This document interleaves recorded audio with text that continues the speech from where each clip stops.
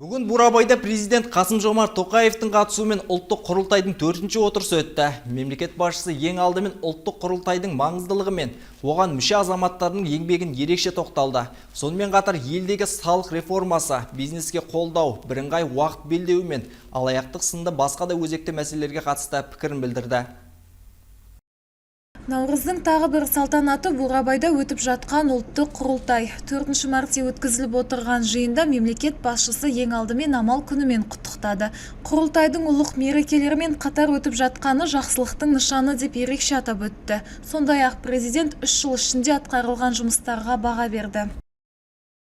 3 жылдың ішінде Қазақстан жаңа тұрпатты елі болды. Саяси реформалар жан-жақты өзгерістер жасауға мүмкіндік берді. Жалпы халықтық референдум арқылы ата заңға түзетулер енгізілді.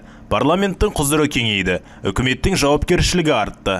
Адам құқықтарын қорғау жүйесі жақсарды. Конституциялық сот құрылды. Шешім қабылдау үдерісіне азаматтардың белсене қатысуына жол ашылды. Басқа да бағыттарда маңызды реформалар жасалды.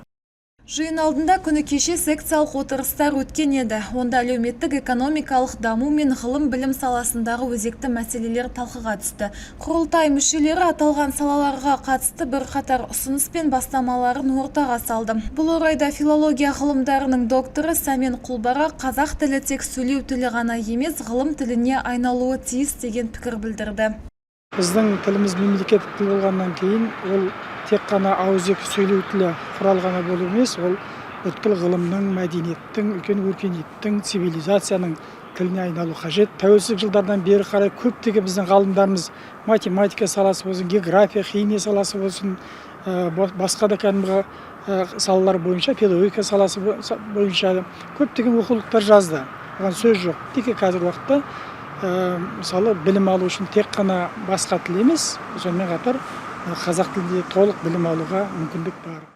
Айта кетейік, былтыр ұлттық құрылтайдың 3-ші отырысында көтерілген бастамалардың нәтижесінде 10 заң жобасы ұсынылып, 9 заң қабылданған болатын. Бұл бастамалар елдің әлеуметтік, құқықтық және мәдени дамуын қамтиды. Мәселен, тұрмыстық зорлық-зомбылыққа қарсы заңға түзетулер енгізілді.